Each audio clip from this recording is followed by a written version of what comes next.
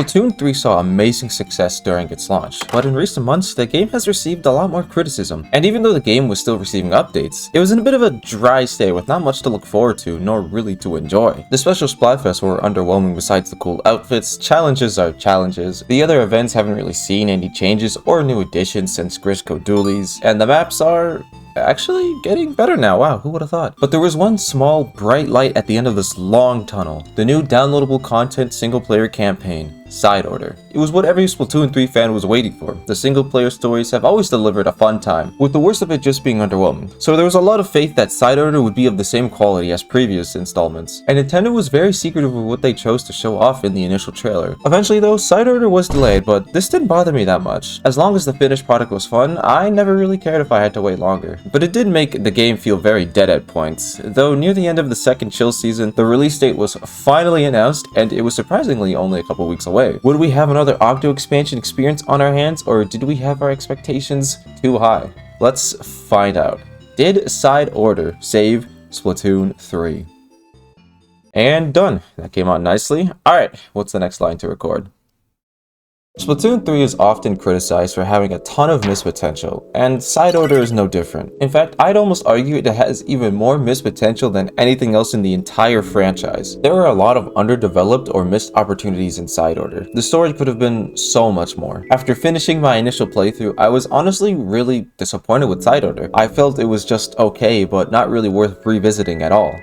And then I fully completed it. And after doing so, I kind of warmed up to Side Order. My opinions are very mixed, so I expect a lot of ups and downs with this review. To get the angry comments sooner, I'm gonna get the negatives out of the way first. And my biggest negative is easily the story. I want to say, what happened here, guys? But nothing did. There was next to no story here. And whatever story we do have is just undercooked. Guys, you didn't even take it out of the fucking package. You can't cook it like that! After losing the final fest, Marina started working on a virtual reality called Memverse to help those affected by the deep sea metro test and to post memes or some shit. She learns of sanitization and that her old colleagues may already be under Kamboko's control, Tartar's company name. She learns of how sanitization works and struggles for a while to come up with a solution to save those who are sanitized. She then creates repeatable tasks for users to go through in order to regain their memory, along with color chips to establish a stronger connection with the user's memories, leading her to making Inkalapa Square in the Memeverse and then making the lobby a giant tower so the users can climb to the top. When they do so, their memories are restored and sanitization is undone. While finalizing it, Marina decides to put herself at the top of the tower so Pearl can bravely climb up all 30 floors and make Marina feel like a Disney princess.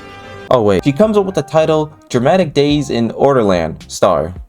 Who let her cook? She notices there's a security hold that could force someone who owns a sea cucumber phone into Orderland against their will, but goes, nah, I'd win, and gets Agent 8 to be the first test subject. And of course, everything goes wrong. So far, so good. Out of the whole story, this is the part I have next to no complaints with. I love how the threat of Tartar still exists even after Octo expansion, and this serves to tie up a part of it that many may have overlooked. She's also clearly having her own little fun with this project, and though Marina may be a tech nerd, she's not perfect at it, so the threat of things going wrong is also believable. It's a perfect transition into the actual start of the story. Oh yeah, all of that? No, we don't see that until later. No, the actual beginning is Agent 8 waking up to Pearl Drone in the Memeverse. Pearl, not knowing where to go, goes to the only place with a functioning door to look for Marina. Some fishes jump out at them, but Pearl tells Agent 8 to go do the crime and kills it. After that, the door opens up to Oct or dead fish. Bloodthirsty Pearl wants another sea creature to chew on, but Act informs them that she's another bystander who got sucked in. We'll get back to that. She catches them up to speed on how the tower works, and the three of them make it to the top floor where Marina is pulling a Splatoon 2. And after telling her no, that's bad writing, she regains herself but then gets kicked out of the tower by order, finishing the prologue.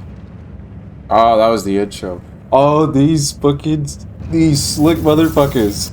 That was the intro? Okay, that explains so much. We wake up, Marina catches us up to what we read in the diary, and then explains Order took over and forcibly connected, as Marina says, who knows how many people into the shitpostverse. Order's goal is a colorless world of order, where its citizens have no will of their own and posting color in bio. Through a process called grayscaling, Order wants to neutralize the will of everyone trapped in the Lamalverse, but this will also affect them in reality. The story then takes a backseat as the gameplay begins and Pearl and Marina aggressively flirt for 29 floors. The story resumes back at the 30th floor, the control room. Order gets angry, transforms into a powerful version of itself. Wait, did Marina add that? We slap his shit, and he executes his program that turns the world's blank? We only see Splatsville and Inkopolis Plaza transition into a gray color and nothing else, which is kind of lazy. Come on, guys. Oct hits something on Marina's laptop before the world goes gray, which I'm assuming was the song that starts playing and wakes our heroes up. But I kind of like Pearl's explanation better.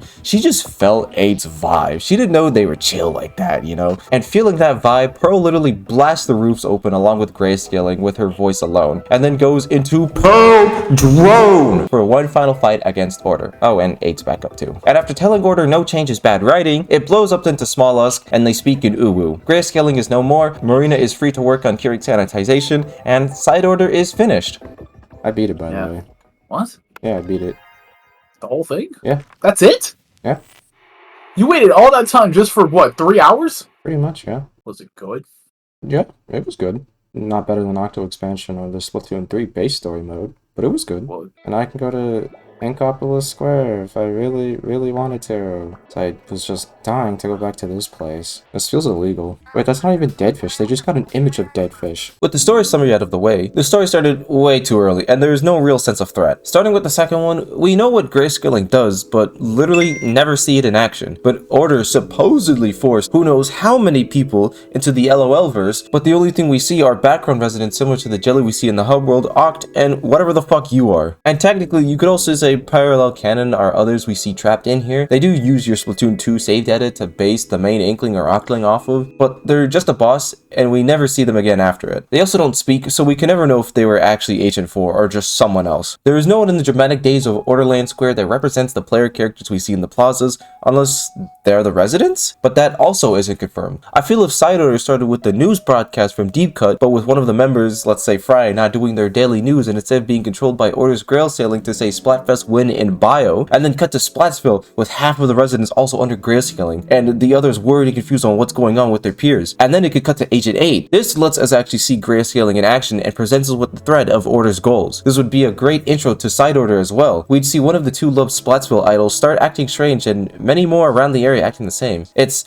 ominous and sets up the tension for the story. And we could see grayed out versions of the other hub world residents alongside the Side Order ones, and I don't know, throw the idols in there somewhere. Side Order story should have started after Marina had fully completed the project and had already started to cure others of sanitization. I think having Order be around would help give Order more of a presence and not something that just opposes us just for the sake of having a story. It could be something along the lines of Order sees those gaining their free will back, but questions if it's really the right thing to do, as Order likes things not changing, eventually building up and leading them to go crazy and take over Marina's virtual reality world to make everything in their image. And if the project was more completed when Side Order's story started, then we could actually have more than just one location to visit. Hell, Side Order could keep the one area we can move around in before going to the tower. We could see the other people who were forced into the members in a cutscene of them in the world, and I'd be satisfied with that. As long as there's something to show the evil Order has done to better convey to us, the player, that he stands on business. And with these two changes, I feel Side Order could have had a much stronger story overall and not feel so half-baked, but also not change up the roguelike gameplay of it either, as all the story changes I've done all take place before the game starts. For the most part, the story is fine, it has great ideas, but doesn't use them to their fullest. Wow, that took a lot longer than I thought it would. Holy. Well, with that out of the way, I could talk about the actual game itself, and you're not gonna believe this. It's also undercooked. Open the bag, Nintendo! I don't really like critiquing media on what they could have been. I'd rather just focus on what we do have. But it's hard not to when there's just so much potential here. I wouldn't say it has as much missed potential as the story, but I do think the gameplay also needed more time to cook. You've probably heard it by now, but there's just not enough here. The gameplay itself is very fun, actually. I really enjoy making weapons, basically white Grisco versions, and speeding through levels. There's a solid amount of chips. The vending machine is fun to see. You can get a ton of chips at once. 3 levels are the perfect amount to choose from. The danger and bonus are okay, a bit underwhelming sometimes, but also could be a nightmare if you get coated ink and nights out. I also think making some of them underwhelming was the point, you know, to take the chance of getting a free danger level or a run ending one, but I feel the easy ones are just a little too easy that don't increase the difficulty enough to make it feel like you're playing the level with a restriction on. But these parts of the gameplay are all fine. No, my main issue is with the variety of levels and maps. I unfortunately am not the greatest gamer to ever do it and didn't beat Side Order in my first attempt. It took me 3 tries to get it done. But by the halfway point of my winning run, I felt I had seen everything the main game had to offer already, and I hadn't even been playing for 3 hours at that point. With only 3 different bosses and 5 different objectives, the levels start to get stale quickly, and even with the different layouts. There's a good amount of them, around 90 I want to say, I don't know the exact amount, I could be way off, but even just 3 runs in, you'll see almost every map the game has. Thankfully, the layouts themselves are fine, the difficult ones present a fair challenge, with the exception of like 2 of them, and the beginner ones are whatever, they get the job done, but it is pretty fun to try try and snipe the 8-ball in one go. I do wish they added at least 2 to 3 more new objectives, maybe 2 more bosses, along with like 30 more different layouts. I think with this amount, the gameplay would feel a lot better than it already does. I'm not a big roguelike player, but I actually don't mind the repetitiveness of side order. What I aim for with these changes is to make each run feel more distinct outside of the chips you use, since those are the biggest game changers between runs. One run you could be Sonic the Squidhog or Goku himself with how much damage you do, and with some extra additions to the rest of side order,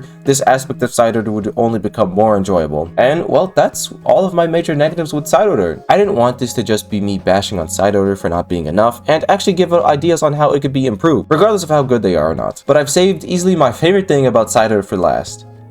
Spinning the Pearl Drone. This is the best part of the game, and I will not hear otherwise. Look at her go. Look at her go. Fly into the heavens, Pearl Drone. The story and gameplay may have not met my expectations, but one aspect of Cider that did it for me was presentation. We all know how colorful Splatoon is, and Octo Expansion was a great contrast to it by putting us in a much darker setting, but it still had a lot of vibrant colors. But Side Order is completely void of it. The most vibrant colors we get are actually the color chips themselves. Wow, who would have thought, huh? Everywhere in the members is just shades of gray or white with some small tints of color in them, including our color as well. And this perfectly communicates to us the world Order is envisioning, just a complete gray area, and it's portrayed perfectly. Even the levels themselves try to avoid color and mostly use it for the background and lighting. Every Splatoon story has excelled at creating an engaging atmosphere, and even though we don't see much of the members itself, what we do see is enough to let us know the eerie and nerve-wracking setting we find ourselves in. It's a direct contrast to what Splatoon colors are and represent, and I think they did a stellar job in this area that only complete nerds like me would actually care about. Another part of the presentation that I absolutely love is the soundtrack. The soundtrack for Side Order is absolutely fantastic. Oh my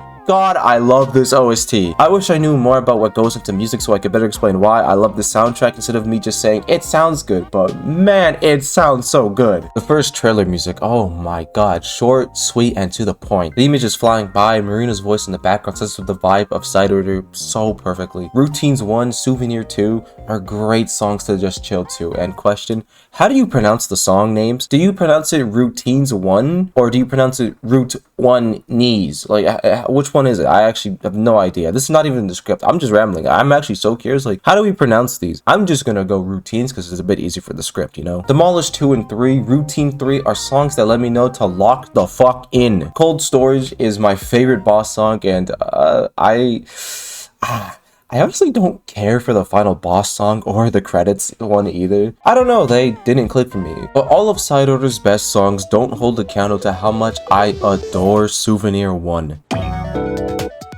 When I think of Side Order, this is one of the first things that come to my head. It is by far my favorite part of Side Order. Gushing aside, with Side Order being all about order, I find it intriguing that the song compositions themselves feel like the exact opposite. Songs are constantly cut and chopped out, random sounds pop in and out, there's a wide variety of instruments used for the songs, and it feels very chaotic and out of order. But if we look at it from a different approach, you can see that there is some order to them. Each 3 versions of the songs use mostly the same instruments and sounds, but they're written differently, with each version ramping up the intensities the higher you climb the tower. Some of the sounds are even sped up in their more intense versions, so the devs and writers definitely thought about the theme of order when making these songs, and I love these little details. Though to be honest, it's not that hidden if you think about it. Platformers have kind of been following this logic for years now, and other roguelikes probably do the same, but I like how they stuck to using the same instruments for each iteration, whereas other series would use different, maybe similar sounding instruments for a more intense version. To touch on some final things, the rewards for 100% are pretty weak, all things considered. Even though I still went for everything including the chip badges, only getting the weapon skins and some other badges isn't the most incentivizing thing ever. I even critiqued Splatoon 2 for the very same thing in this video. Also, we really should have had a different boss for Octoshot. That could have been the perfect time to introduce a secret final boss. Just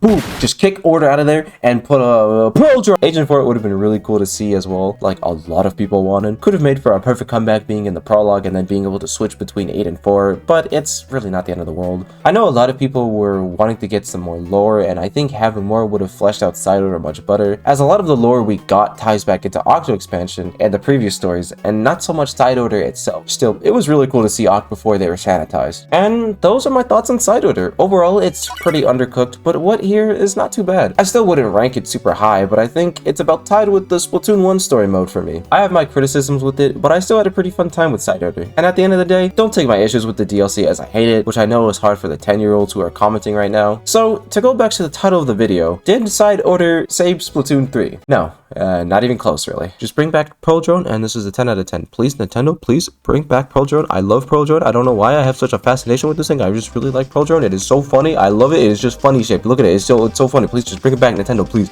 please bring it back. I want it back, Nintendo. Please.